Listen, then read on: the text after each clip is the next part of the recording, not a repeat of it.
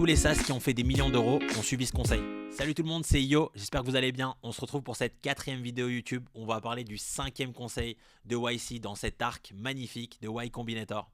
On va parler du conseil exceptionnel de Find 10 100 clients who loved your product.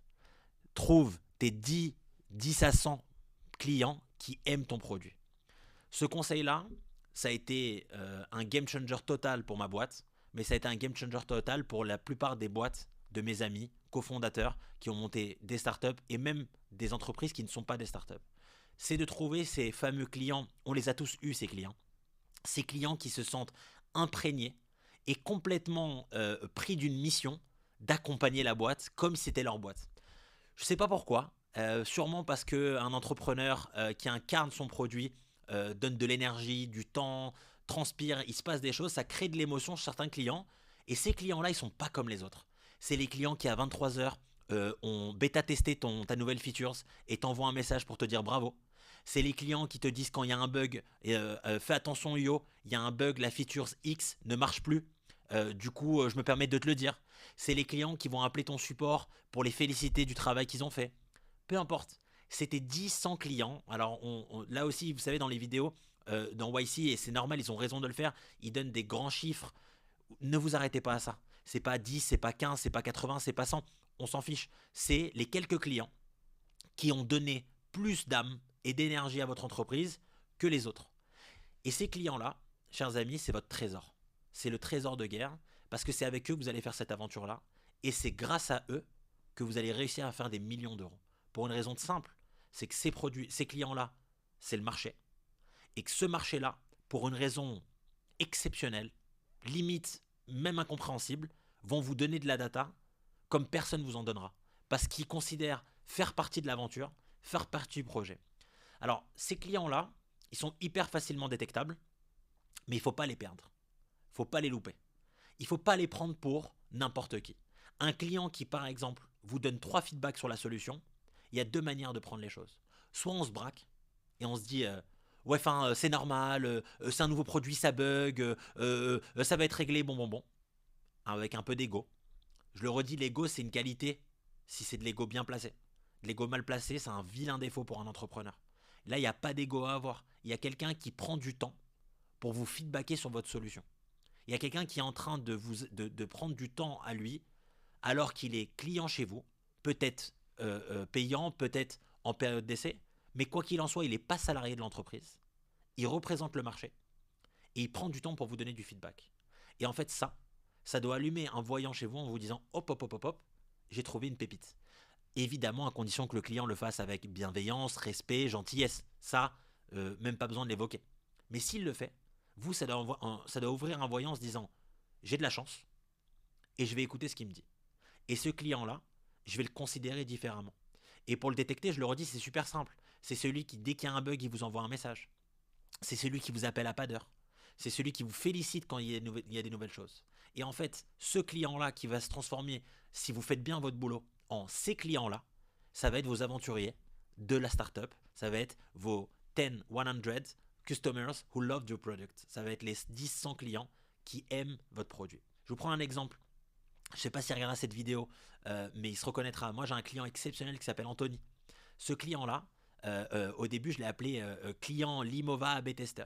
Et puis, en fait, de fil en aiguille, c'est devenu Anthony, puis Anto. Et on s'est rapproché parce qu'en fait, cette personne-là, et s'il vous plaît, les autres clients qui nous ont donné du feedback, ne vous vexez pas, c'est juste que je ne peux pas citer tout le monde.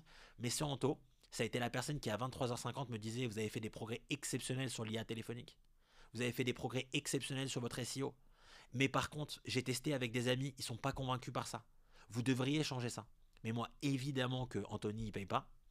Évidemment que Anthony il est en période d'essai. Évidemment que quand je sors quelque chose, je demande à Anthony et aux autres clients comme Anthony.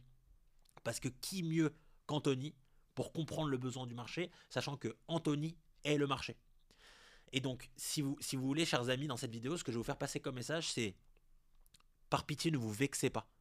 Ne vous vexez pas si quelqu'un fait un retour négatif sur votre solution. Ça ne veut pas dire que ça va mal. Ça veut dire juste qu'il y a des choses à améliorer. Si le client dit que c'est pas bon, c'est pas bon. Et c'est pas grave. Au contraire, ça veut dire que si c'est pas bon, c'est qu'on peut faire mieux. Et donc, concentrez-vous sur ce que je peux faire de mieux.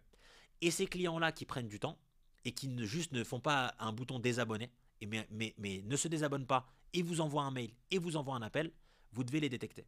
Et vous devez les prendre au sérieux et en plus de ça les accompagner et leur faire des cadeaux, des early access, etc. Parce que vous allez voir qu'au fur et à mesure de l'aventure, ils ne vont pas vous lâcher. Ils ne vont pas vous abandonner. Et si à un moment donné, vous allez passer un moment qui va être un peu chaotique, un peu compliqué, eh ben ils seront là pour vous. Ils seront là pour vous soutenir. Et puis une fois que ces clients-là, ils auront fait passer votre MVP à un produit abouti, parce que c'est grâce à ces clients-là que votre MVP va passer à un produit abouti. C'est évidemment grâce à votre équipe tech, grâce à vos marketeurs, grâce à vos sales, grâce à votre onboarding, à vos supports, grâce à la boîte. Mais c'est aussi grâce à ces clients-là. Ça sera les premières personnes qui vont réaliser ce qu'on appelle du referral pour vous, c'est-à-dire du bouche à oreille. Ok, il n'y a rien de mieux que de se dire qu'il y a un abonnement qui vient de la part de quelqu'un d'autre. Imaginez-vous, vos coûts marketing, votre valeur, et les gens commencent à entendre parler de votre solution. Et ça, c'est magnifique, c'est magique. Mais pour cela, il faut bien se comporter. Donc, l'objectif de cette vidéo, c'est de vous pousser à les détecter, les prendre en charge, les écouter et cultiver ces personnes-là parce que c'est une manne, c'est un trésor et il faut s'en rendre compte et il faut mettre tous les go mal placés, toutes les nuits blanches où on a rebuild le produit et où malgré qu'on ait rebuild notre produit, ça marche pas, où le client n'est pas satisfait parce que c'est pas ce qu'il veut. Eh ben, on met son ego de côté et on écoute. Dernier petit exemple qu'on a fait avec des clients, on hésitait sur la charte graphique de la prochaine maquette UI/UX. Bah parce qu'on avait des early adopters, on a pu faire des sondages.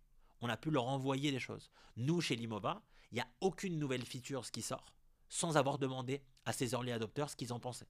Parce que ça nous donne une tendance marché sur ce qu'on doit sortir. Et depuis qu'on fait ça, eh ben, force est de constater que nos features, elles cartonnent. Elles ont une adhésion au marché qui est beaucoup plus rapide. Et en plus de ça, quand elles ont des petits bugs et des petits couacs dans l'UI ou dans l'UX, on a un retour qui est immédiat. Moralité de l'histoire, les amis, trouvez vos 10 à 100 clients qui aiment votre boîte, qui aiment votre produit. Passez du temps avec eux, donnez-leur du temps, même si vous n'avez pas de temps. Quand on n'a pas de temps, on prend le temps, on crée le temps. Les amis, on n'oublie pas, à la fin de cette vidéo, on s'abonne. Et d'ailleurs, ça me permet de vous dire que pour suivre tous ces conseils de YC, il faut avoir un business, il faut avoir lancé quelque chose. Donc si vous n'avez rien lancé, allez voir ma première vidéo qui s'appelle Launch Now. Elle essaiera de vous donner un peu de patate pour vous pousser à aller de l'avant et aller tenter des choses en entrepreneuriat, en ce que vous voulez. Mais lancez-vous. Merci, on s'abonne, on like et on commente comme d'habitude parce que j'ai besoin que vous soyez mes 10 à 100 premiers personnes qui aiment mon produit, c'est-à-dire ma chaîne YouTube. Je vous embrasse.